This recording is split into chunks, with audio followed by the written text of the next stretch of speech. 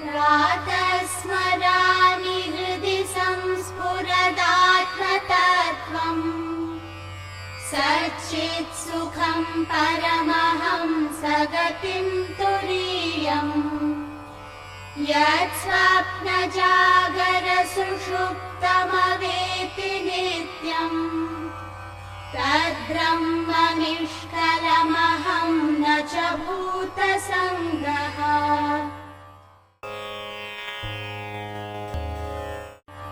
तपोभिक्षीणपापानां शान्तानां वीतरागिणां मुमुक्षूणामपेक्षोऽयम् आत्मबोधो विधीयते। बोधोऽन्यसाधनेभ्यो हि साक्षान्मोक्षैकसाधनम् पाकस्य वर्तिवज्ञानम् विना मोक्षो न सिद्ध्यति। अविरोधितया कर्म नाविद्यां विनिवर्तयेत् विद्या विद्यां निहन्त्येव तेजस्तिमिरसङ्घवत् परिच्छिन्न इव ज्ञानात् तन्नाशे सति केवलः। स्वयं प्रकाशते ह्यात्मा मेघाकायेषुमानिव।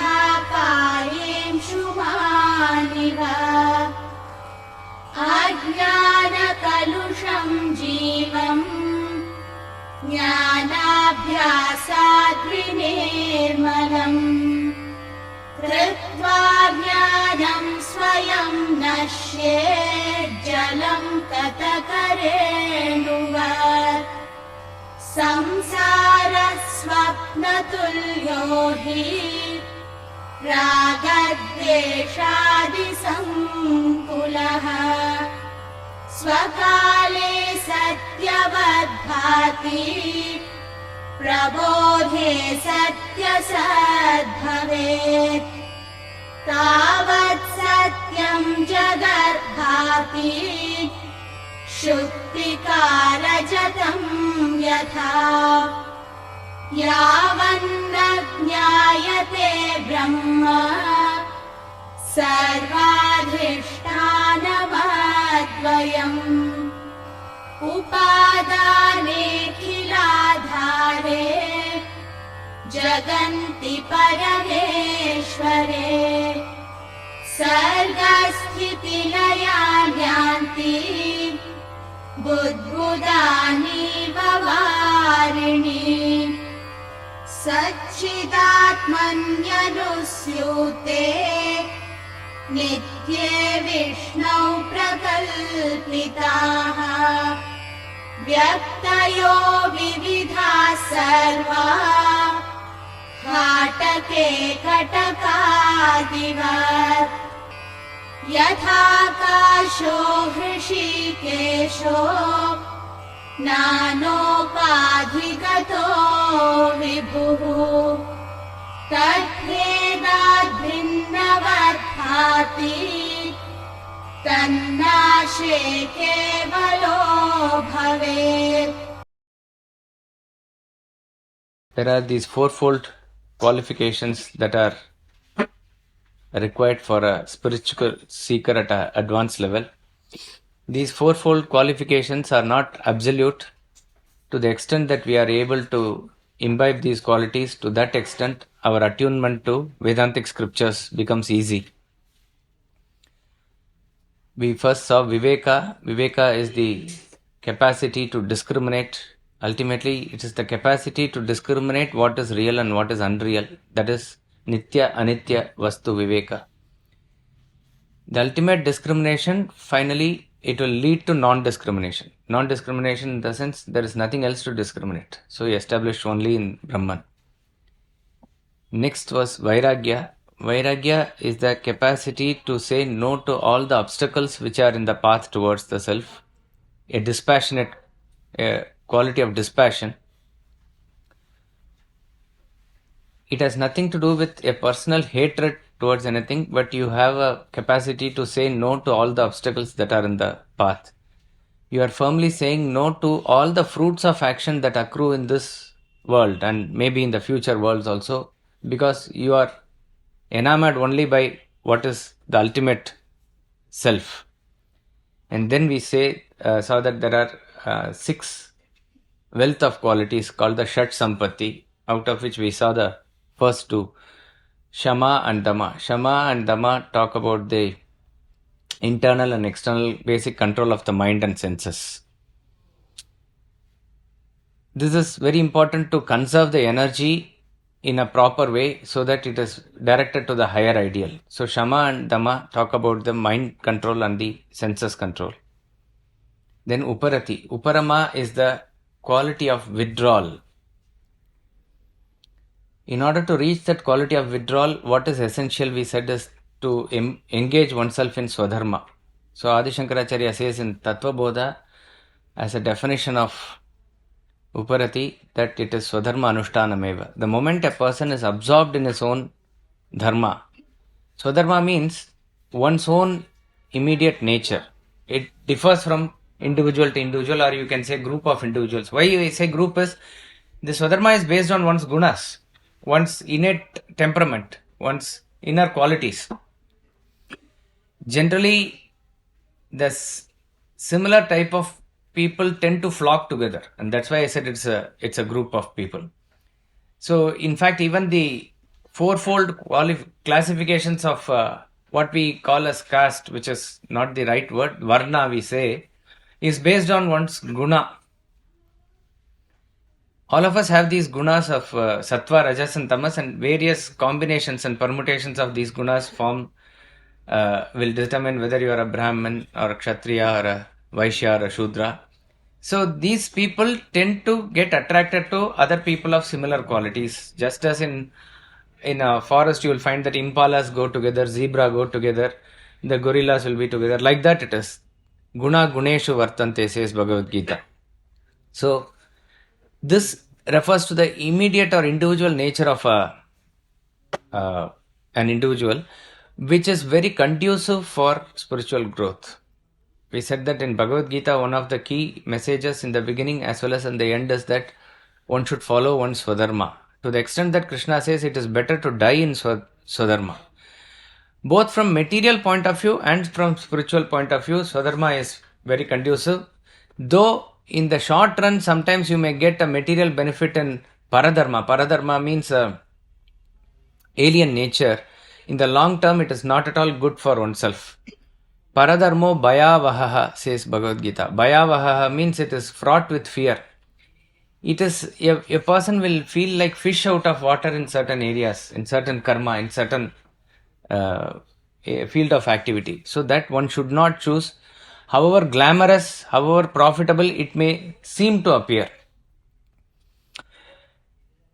And obviously for spiritual point of view, Swadharma is where your already existing vasanas are going to be easily exhausted. There is already created potential, force that is there that needs exhaustion.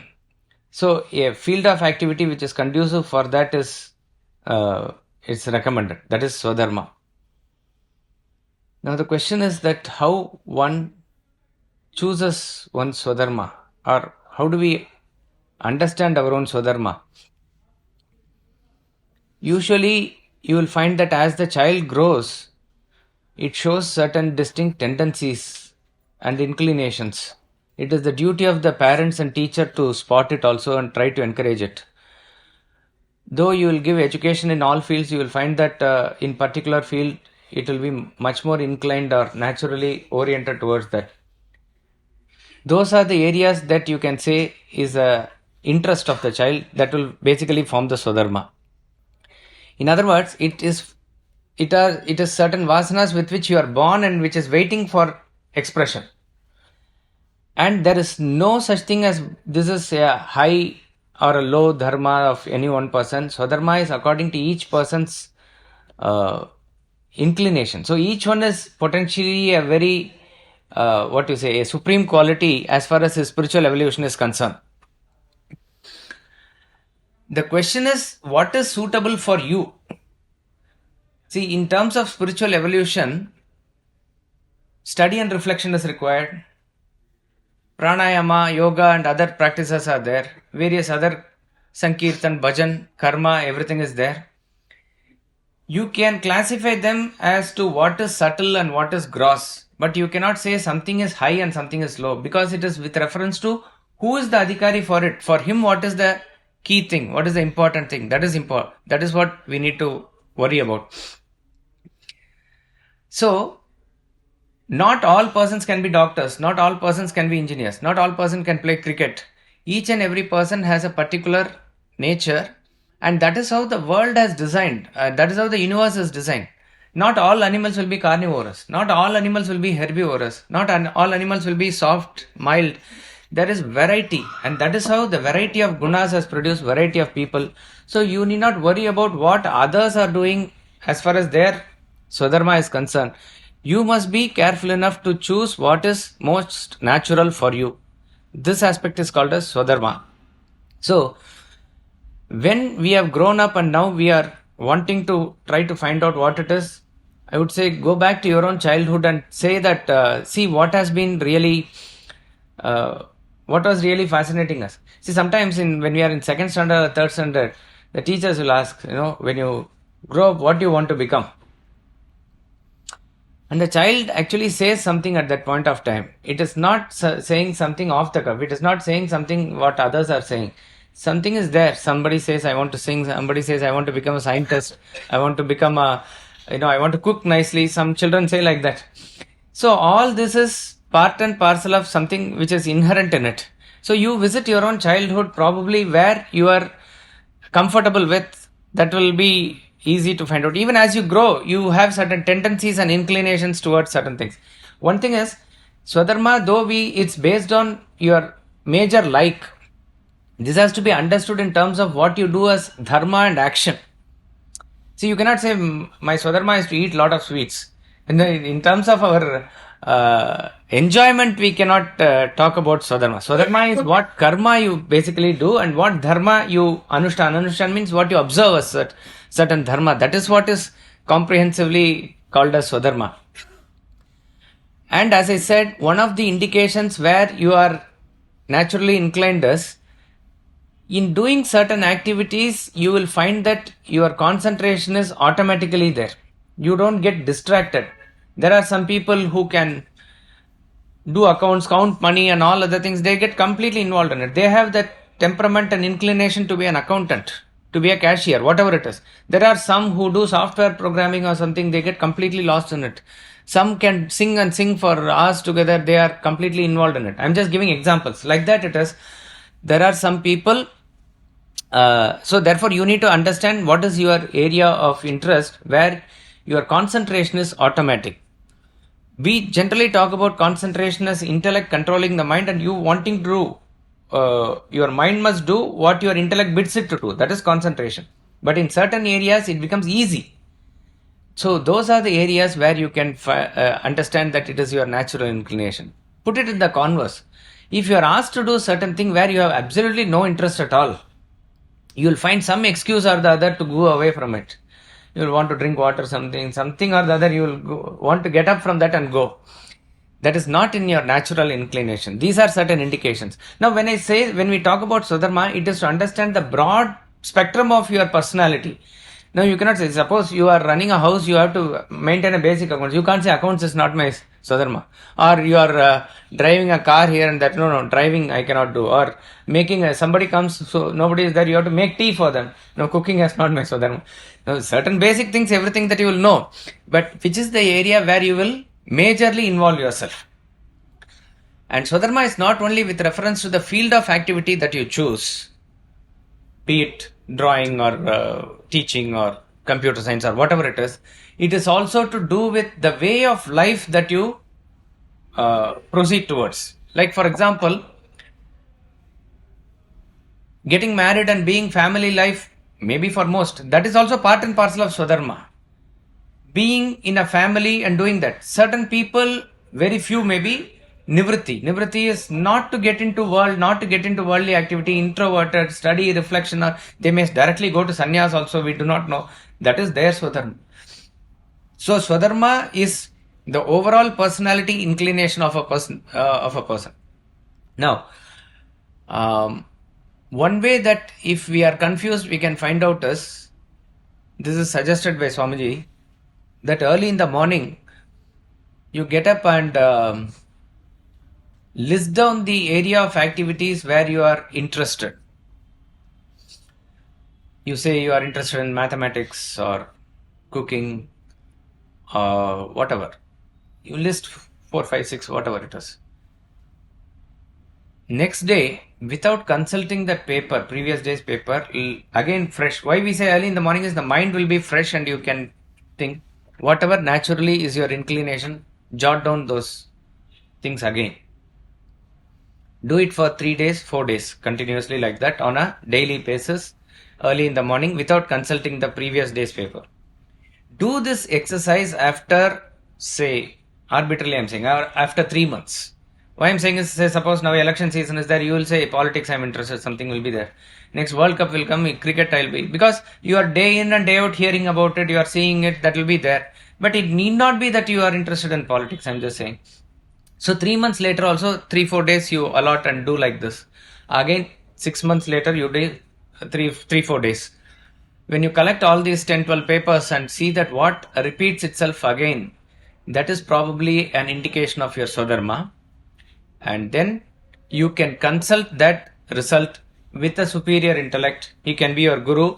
He can be any other person who can be in your family also, who probably knows you, but who must be objective.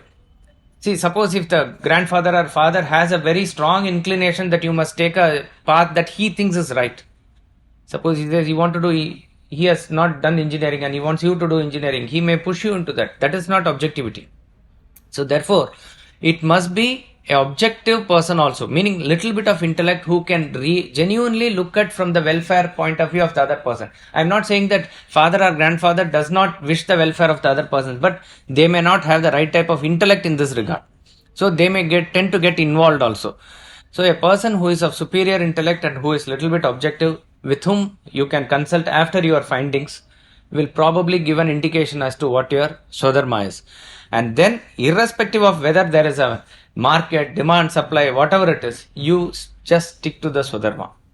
It is going to take you,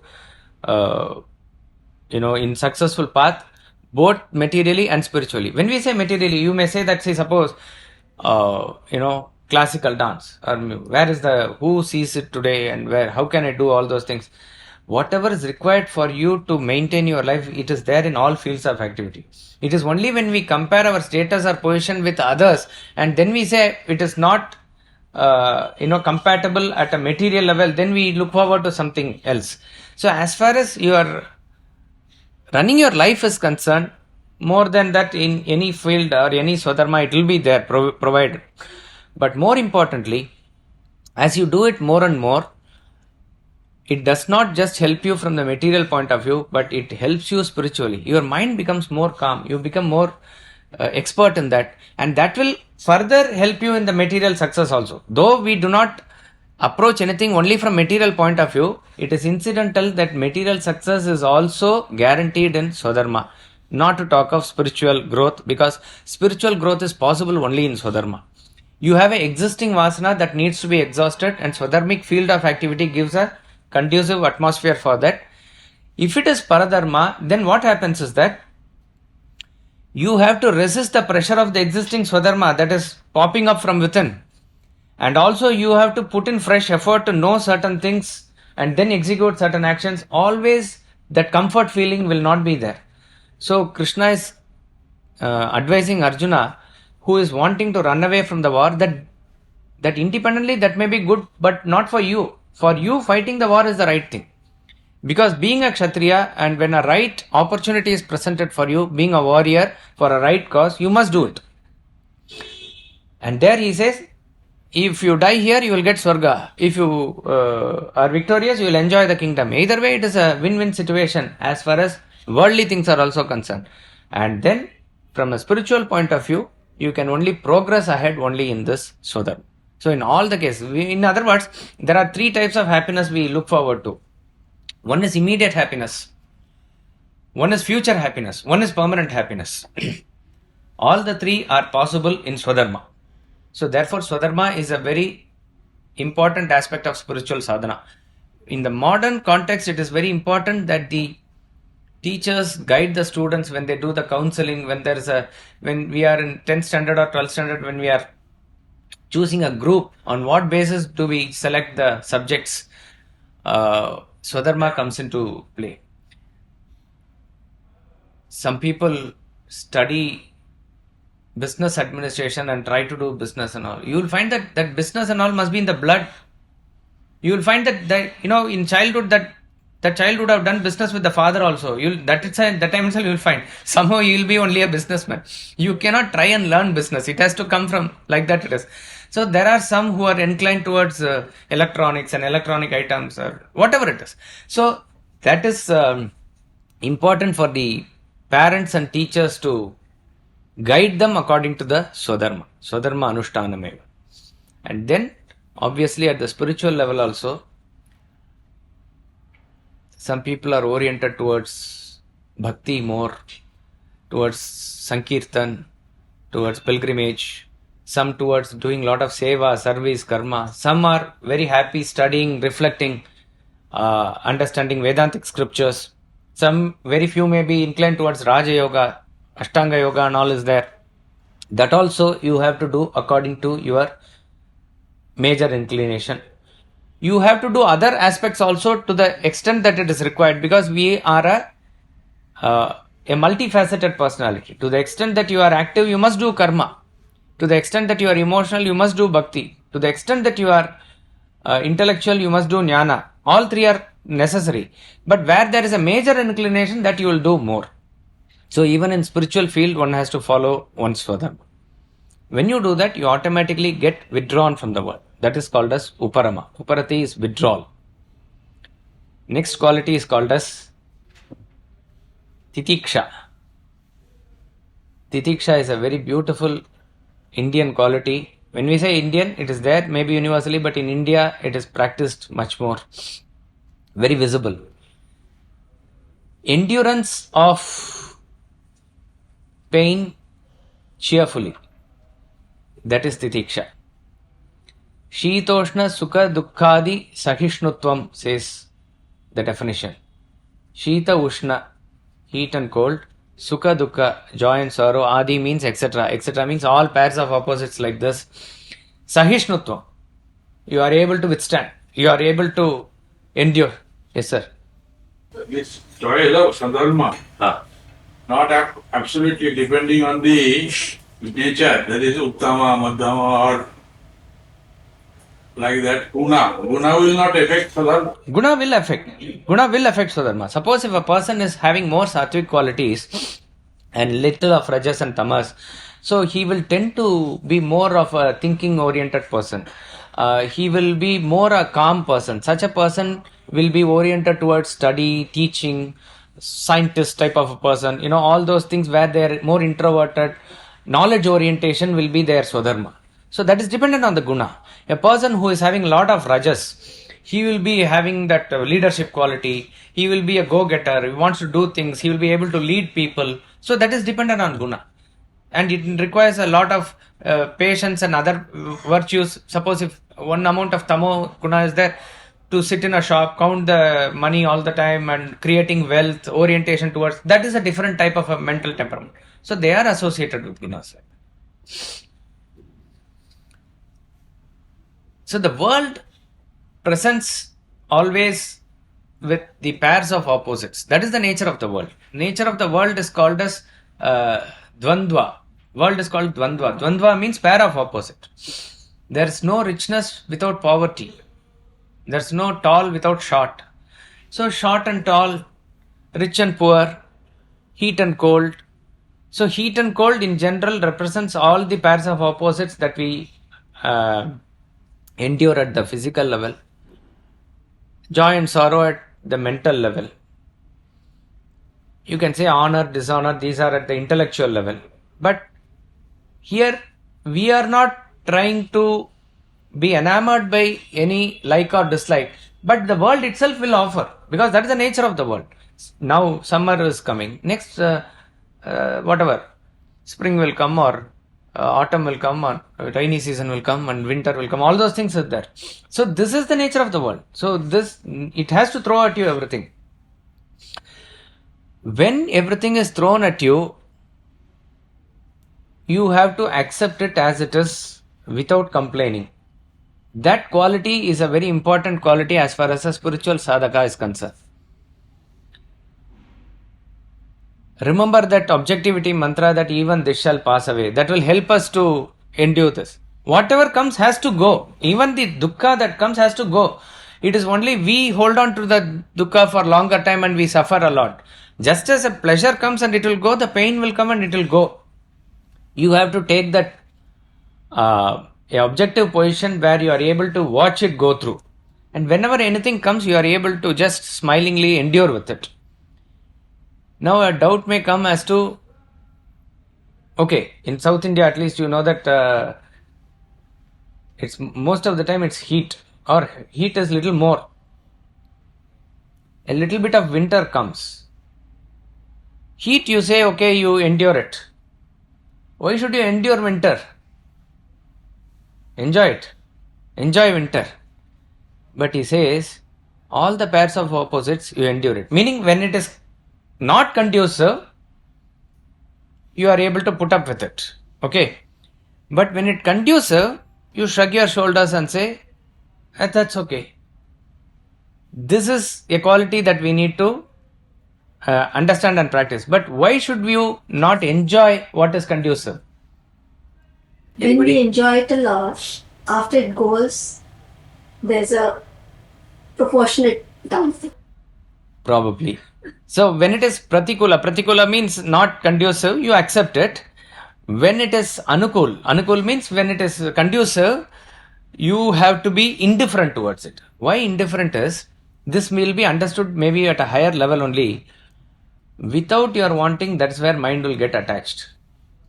So when something is, see, for example, Titiksha, when we understand that quality where certain things are comfortable at the physical level, but you are only looking from the point of view of what is conducive for you from the spiritual point of view, spiritual growth point of view. See, we knew of a student in academy. He was genuinely, he had, taken up a life where he is not going to marry, and therefore, okay, with the consultation of Swamiji, certain practices and other things were given. He has to burn himself up in more karma, and various other things are given. And he used to generally practice a way of life which is of more simplicity. He will take bath always in cold water.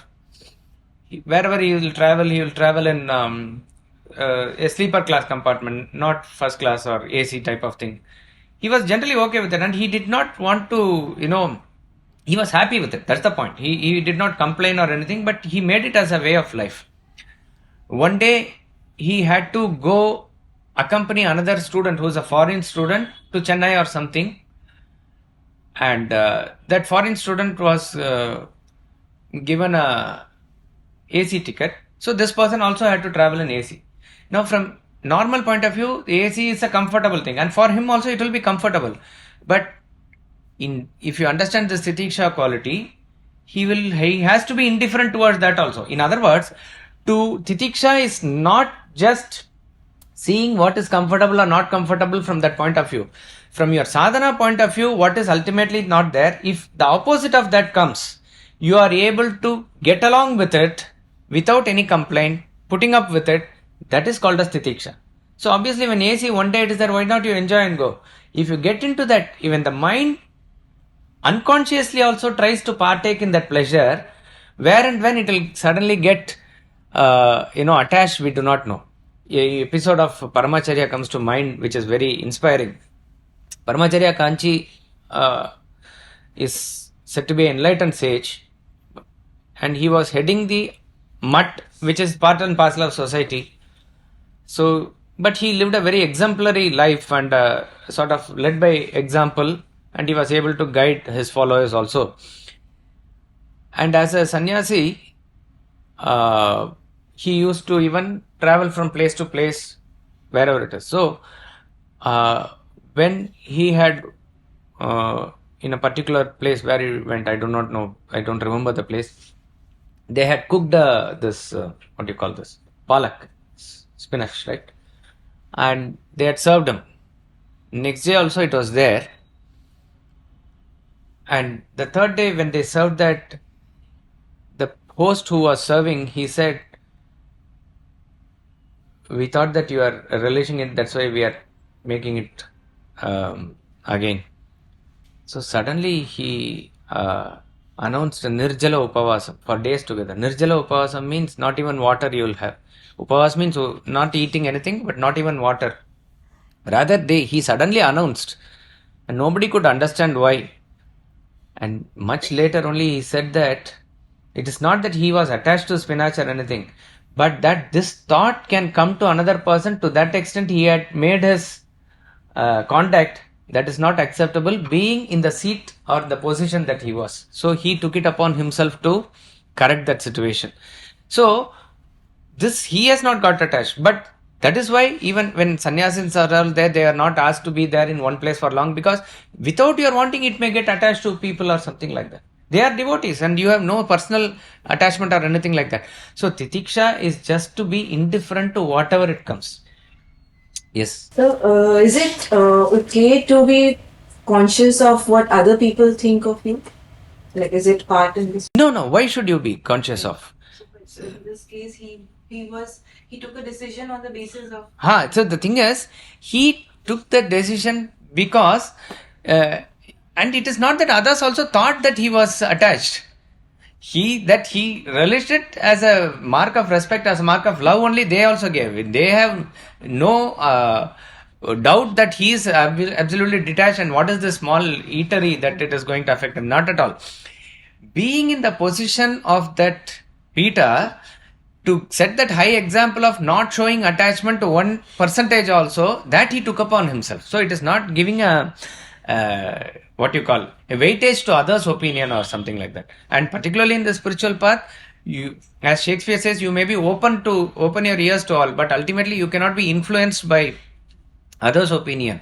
And if we try to mold our life according to what others say and what others think, we will never be true to ourselves. That is not the case here. So Titiksha is that quality where you put up with pain with pleasure. See, in our homes, even today we can say that when guests come, if you have only one bedroom, you give them that place to sleep and you may sleep in the lounge. Probably that much of this we do not know if we can see in the West. I have not traveled, but Swamiji has said that their individual room and this and that is very important for them. It's okay, if guests have come and they have gone for shopping or something, you wait for them to come, then have dinner together, though you may have some morning work or something, but you don't have a complaint, or you feel it is part and parcel of your duty and do, but it is a pain that is involved. This quality is called as Titiksha. Yes, Shefal. So, sir, the basic thing is a balance. That the minute you're balanced in life, that's Titiksha. Yeah, balance is Titiksha, but here the emphasis in the quality of putting up with all the things that the world offers you. Obviously, it is ultimately pointing towards the balance of the mind. But in other words, there is non-complaining attitude in the spiritual path. You are able to withstand everything that is being thrown at you by the world. That capacity to endure that capacity to withstand that is called as Titiksha. Is it equanimity? Equanimity comes a little later. So this leads to equanimity as such. Equanimous mind is what is essentially this will lead to. But that quality of, even in Gita he says, Agama Payino Anityaha Tam Titikshasva Bharata. Because this is the nature of the world. This is from the point of view of nature of the world. See, other qualities like Vairagya, etc., you are taking an initiative by which you are wanting to move away from it. So there is a lot of practice involved. This is also a quality that we practice, but it is more of an effect to as a reaction to what is being offered to you unasked for from the world, because that's how the nature of the world is. So you become indifferent to whatever is being offered to you from the world. One practical way that we can practice, one practical way to practice this at our level is that whenever any pain visits us, if you are able to think of others who are in more unfortunate situation, it automatically gives you an objectivity.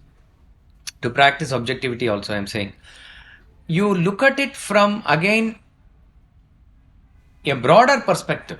Your own thing, at that critical point of time, it is very painful. But in your whole life, if you expand, by and large, it has been very good. One thing when it comes, why do you make a big fuss about it? One fever it comes, but on an average, it's 3 days in a year or 2 days in a year. You spread it across a broad spectrum, vertically or horizontally across all people.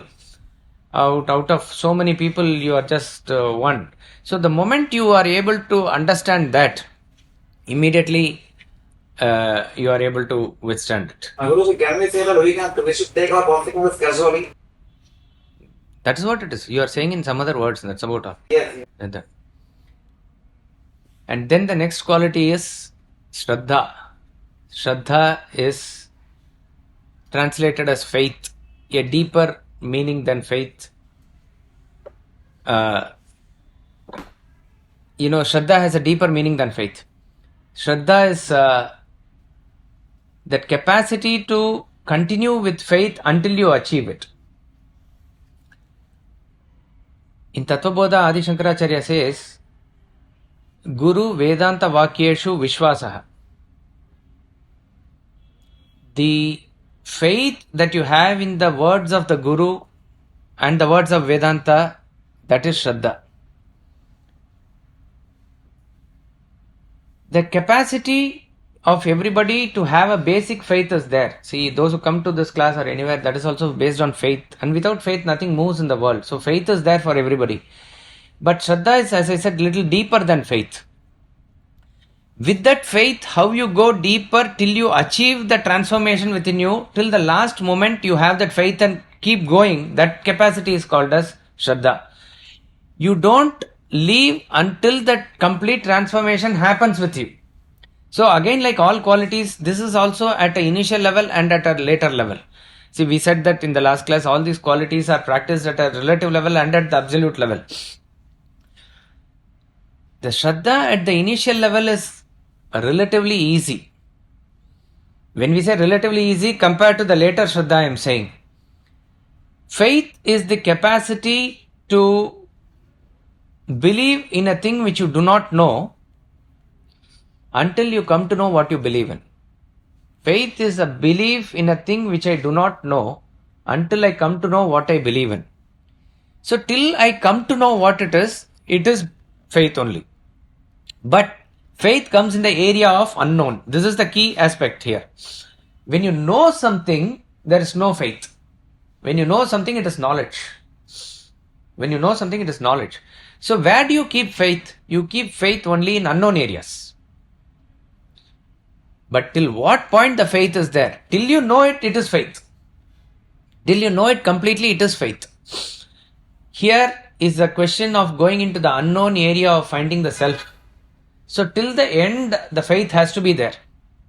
Till you go there, till you reach there, the faith has to be there. So belief in a thing which I do not know until I come to know what I believe in. So faith transforms itself into knowledge. And faith transforming itself into knowledge is applicable in all other knowledges also. When you go to a school and whatever teacher says you take, that is faith.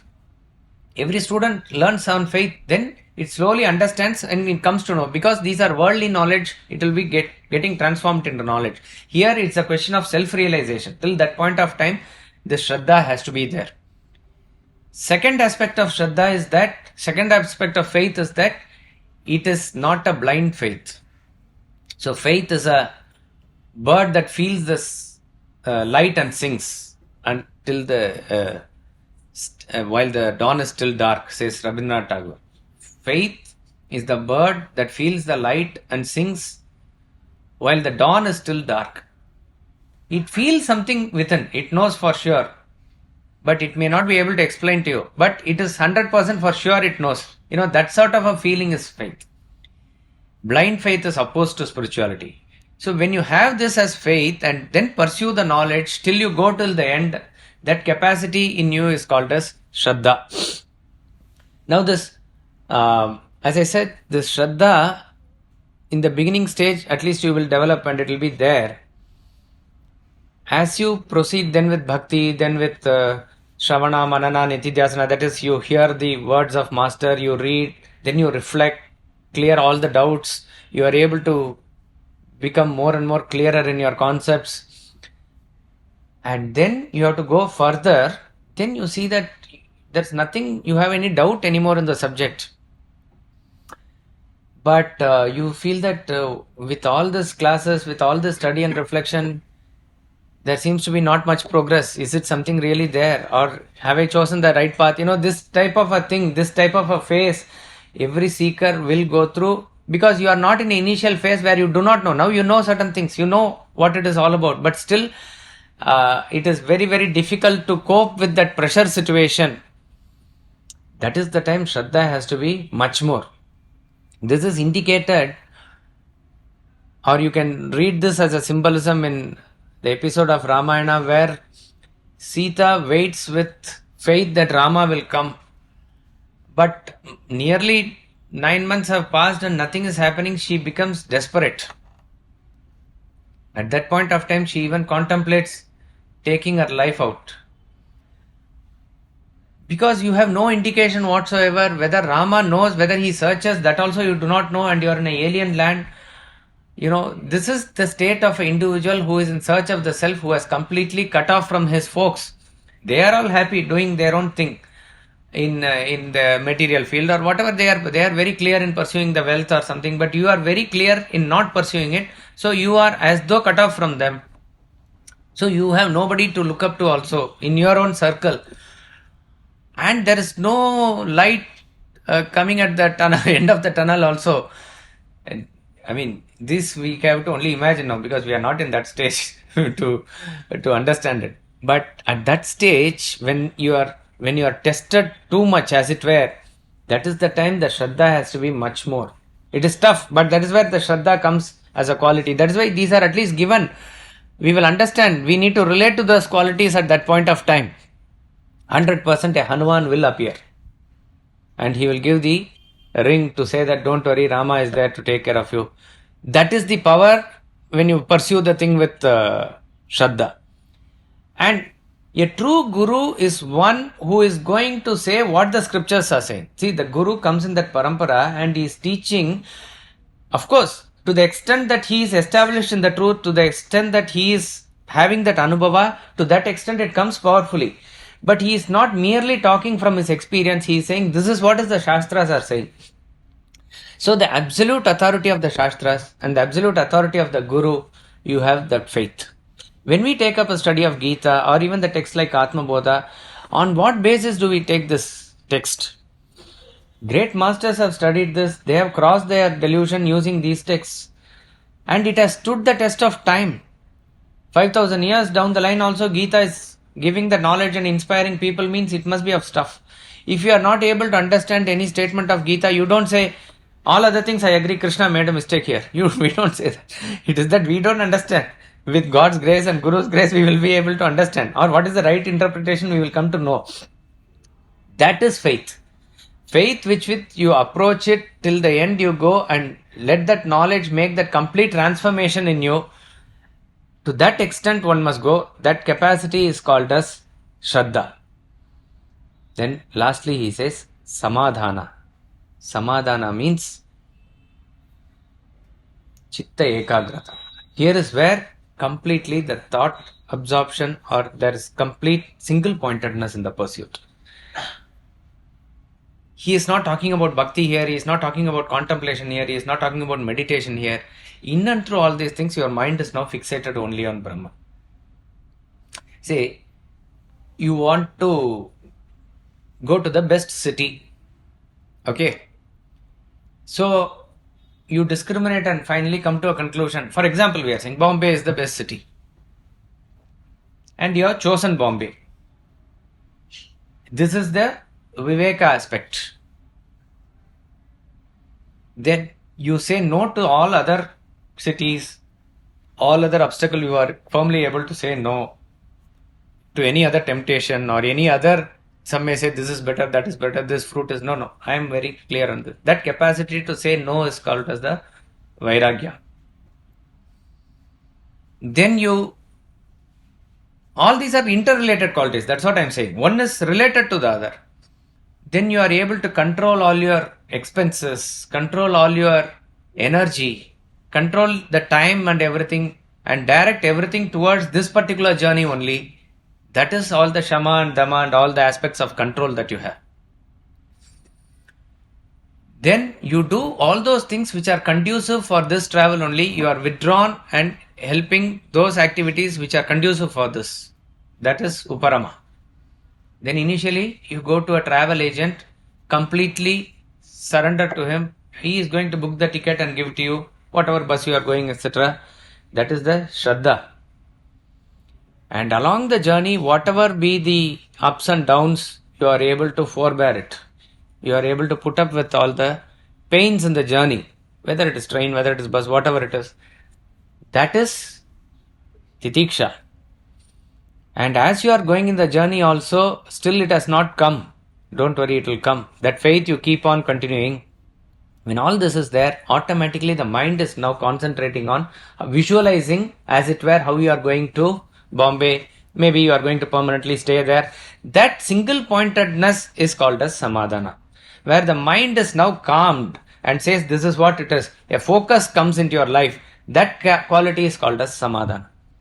But in and through all these things, what is the basis of all these things is that a strong desire that I must always reach Bombay, that I have to get out from where I am. That is what is important. That quality in you is the final, which is final, not just final, it is the beginning. It is Mumukshatva. Mumukshatva means let me get liberated. This type of a strong desire. Moktum me bhuyat ichcha. Let me get liberated. See, what is interesting is all schools of thought talk about somewhere that we need to liberate ourselves. See, suppose you can say another school of thought may say not Brahman as it is described in Vedanta. Or Buddhism may say that you do not know what it is. No fixation or anything is there. But Buddha also made sure that you are contemplating on that I need to get out of this thraldom of this pain and other associated thing which is there in the universe, in this world. So I need to extricate myself. It is not a negative way of moving away or escaping from the pain associated with it, more so of understanding as to what is my real place to go. So therefore, that urge to liberate yourself must be always there. This you will understand the moment you understand that you are bound. So therefore, a good teacher is one who makes you understand that you are bound, because once that feeling comes, you will not stop content till you reach the self. With all the knowledge that he can give, with all the explanation that he can do, if he is not able to create that awareness in you, you will not be able to take that knowledge with that great vigor. Obviously, awareness has to come from within you only. But I am saying, a good teacher will try to, like you poke the wick in the lamp to make it come up. Like that, he has to poke inside you again and again and again to bring that awareness up. That awareness that I am bound. A mouse is caught in a trap. It has gone there for attracted by some masala or something that is kept there, or a cheese. Once it goes there, it is shut and it immediately understands that it is bound. Will it be interested in now eating the cheese? It is desperately looking forward to how to get out of it. Similarly, however great our facilities are, you are in a prison, let's say, but that prison is a 5-star prison. I recently saw a WhatsApp video somebody had forwarded. He talks about all the facilities a person is showing. And he says, finally, this is the prison in Norway. He has his own washing machine to operate. He can do, and there's a heated floor. No, this is a prison in Norway. I'm just saying like that you multiply it 100 times. You are given all the facility to watch whatever channel you want. There are people to do massage for you. At all levels you are given comfort. And you are quite okay, complacent there. But suddenly one day you remember you realize that still I'm confined to this prison. I do not belong here. I belong somewhere outside. That is my home. This is not home. However comfortable I am. Once that thought comes, however comfortable you are, however comforts are given to you, you will not be okay with that facilities. You want to somehow get out of it. That is called as Mumukshatva. That Mumukshatva is that whatever facilities are given to us in this, no, I don't just belong to here. I belong to somewhere else. That Icha, that strong desire, that strong will, this is there actually within us. It is just that all our desires in the form of dust and everything is covering that flame. Once you spot that flame, it is your duty to blow it up further and further so that it reaches the stage of a conflagration. So never leave that desire. All other desires we are asked to control, but this desire must be glowing more and more within you. This Mumukshatva itself is categorized under 4 categories according to each person's intensity. That's all. Ati Manda is absolutely no Mumukshatva at all. In the sense, a person says, okay, I understand it's all very good, but if I get it's okay. Otherwise, we'll see next Janma. That type of a thing. That person is obviously anywhere near this.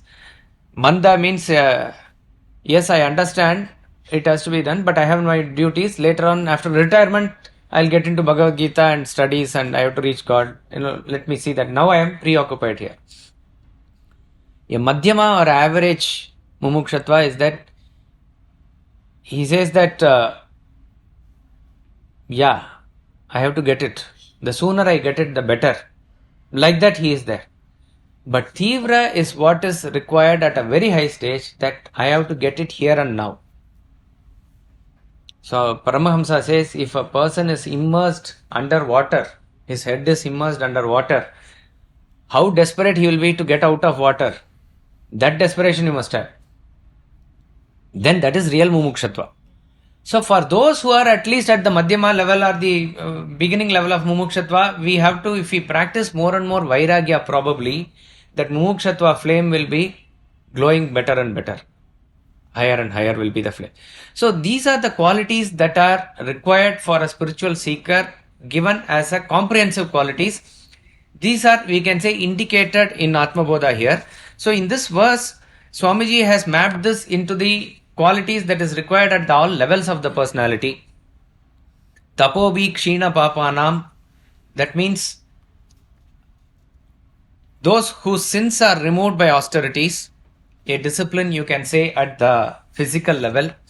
Tapaha means a concerted effort by which kshina papanam, by which all your sins are burnt, destroyed. Sin means, sin is not as we understand in a sense of in English language or in the Christian sense how it is understood. There is no inherent sin in any particular activity. When any particular action comes back and haunts you or it agitates you, then you have committed a sin according to your level. Papa, it is called as Papa. So what it means here is, a person who is at a lower level of awareness and is because of his reaction to the action, he is getting agitated at that level, he will not be fully available for studying these texts. That's all it means. So therefore, how do you get over it? By tapas. Tapaha means to burn. That is the literal meaning of tapa. To burn your body, as it were. Burning the body means, you see the picture of tapas as somebody is hanging upside down or standing on one leg. All these are pictures given. What it means is, you have to go through a concerted effort by putting in effort through the body level in a disciplined way, by which you are able to direct the energies towards the higher. This is called as tapas. The essential aspect of tapas is that your energies going towards the higher. But to do it, if you undergo strenuous physical aspect of it, it becomes easy. You cannot be having a complete luxury and comfort where the body is undergoing all the pleasures and enjoyments of the world. At the same time, your thought is also focused towards higher. It doesn't go like that. So when you are focused towards that higher, when the thoughts go in there, you rise above the level of awareness that you are there already. So that, unless otherwise you settle the accounts of karma at that level, you cannot move up. So here is a person who is qualified for such a study, means he has risen above certain amount of tapas he has done in that. As I said, all is relative. To the extent that you do tapas and you are able to come out of the karmic consequences at a lower level, that is the discipline that is being said at the body level. As a consequence of it, then what happens? Shantana, mind is at peace. A agitated mind cannot take to study of scriptures. Even on a general basis, when you want to study for your school exams, if your mind is in agitated state, can you sit and study? You cannot. The mind has to be calm. The mind has to be absolutely peaceful. So to the extent that is why we always say, even for the class, when you come a little early. Mind has to be peaceful. Singing bhajans or chanting the 10 shlokas of Gita and all this is only tuning up the mind. Mind has to be peaceful. This is a relative exercise I am saying, but generally the mind has to be calm. To that extent you become sattvic. Vitaragina. You are now therefore risen over all the desires of the world. You are having desires at the higher level. Then mumukshuna. A strong quality of desiring the self. Now go by the reverse. You are having that mumukshatva quality, therefore you want to get away from the desires of the world.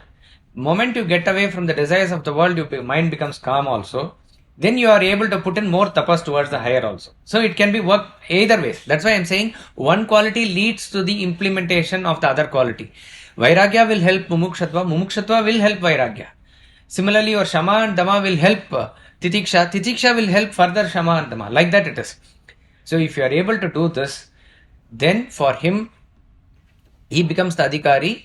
For him, Atmabodha vidiyate. The Atmabodha is given for such a person. So as we said, the Anubandha Chatushtaya, which is the fourfold theme of the study, is also given here. The subject matter is Atmabodha. The Adhikari is the qualities who are given here, and ultimately he is a mumukshu also. And the prayojana or the result of that, it is that liberation, and the relation between the subject and the object is by the study of the self, by gaining the knowledge of the self, the mumukshu becomes liberated. So therefore, what is the direct cause for liberation? It is the knowledge of the self. So the Atmabodha, the knowledge of the self, it's only given with that idea that one has to liberate oneself, and that this is the direct cause is given in the second verse. We'll chant verse. Yes, sir. What is the major factor which changes Manda or Madhyama Mumukshatva to a Tivra Mumukshatva? See, ultimately, we always say when is the flame kindled in you much more, okay? For a person who is at the level of the worldly things, meaning normal person, he has faith in God, he is doing bhakti and other things, but as a general thing, and he is doing his samsaric activities, earning money, running family and other things. For him, usually, if he is not oriented towards much introversion as he proceeds along, the nature helps him with a knock or a shock. There is a sudden death in the family, or suddenly he contacts some disease or something like that, by which certain questions arise in him. And earlier also that questions, he might have attended class and he might have heard those questions, but they are not very intensely coming from him. So this knock or a shock suddenly gives that, and then also he must be able to catch that as a thread and go forward. That could be like, these are turning points like that, or milestones like that, you can say, that certain things that get triggered, and that triggered he has to catch and go forward. Again, he may hit a plateau later on. Later on, even in the spiritual path, after certain things, you may feel a little complacent. When I say that mind automatically tends to lose its grip, like that it is. So therefore, the formula is the same, but certain knocks and shocks at that level come, which you will be able to understand. Others may not be. Everything is going smooth for you. What is this person worried about? See, an incident in Jesus Christ's life is what Swami Ramtirtha quotes. Jesus Christ, okay, leave the point of view that whether he is a self-realized as an avatar or other things, that you leave apart. He was in touch with the self, as it were, and that is what was able to attract others towards him, and he was able to help others. Through him, it was all getting done. Like that, he was like a beacon light for others. Then what happens is, lot of people come, lot of crowd come, and he is more and more interact with them. At one point of time, he appeals to the God, as it were. What is it that I have done that you have forsaken me? He is asking God that, why have you left me?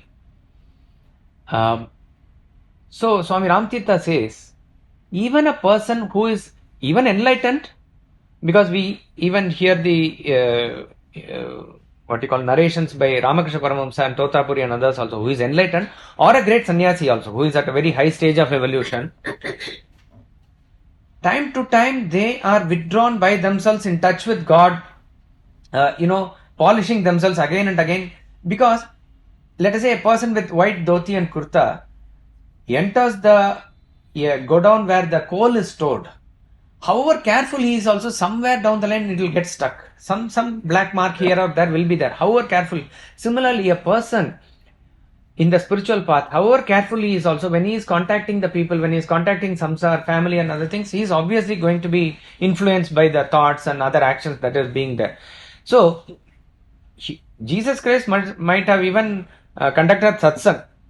He might have helped people who is coming there. He has listened to their problems, give counsel or solutions also. But in and through all these things, when he is in contact with the world again and again, as it were, his touch from spirituality goes away. So that was a sort of a rude shock for him at that level. I am coming back to the question that you asked. So here what happens? The self is like the electricity. Jesus Christ, like any one of us, could be like iron piece, but when he was in contact with that electricity, the magnetic field was formed. Because of the magnetic field, many iron came there and got attracted. But then if he loses touch with the electricity and gets the support he thought of all other people, that will not hold. Everything goes again. So your touch with the electricity also must be there all the time. So like this, there could be certain knocks or shocks for those person at that level also. So even as a person is going through, he is doing his sadhana, he is doing his morning study and then bhajans, and his life itself is totally dedicated to God, like that it is. But the moment it becomes mechanical or something like that at that point of time, certain thing at that point of time, there will be a jerk.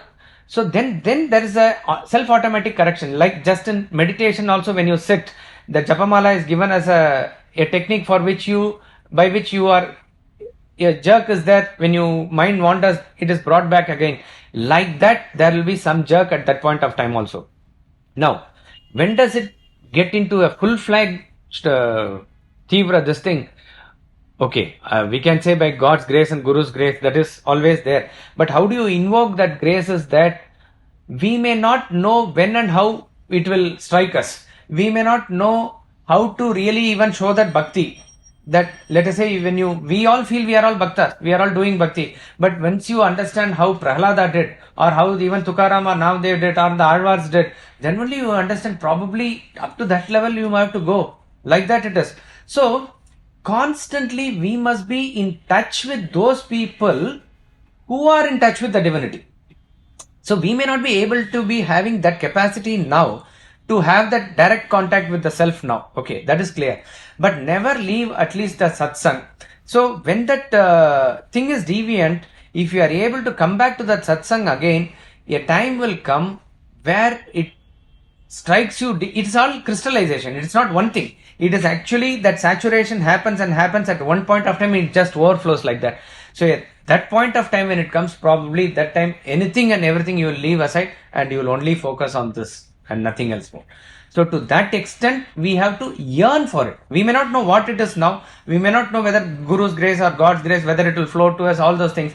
But all that we can pray for and try to put in effort is that yearn for that.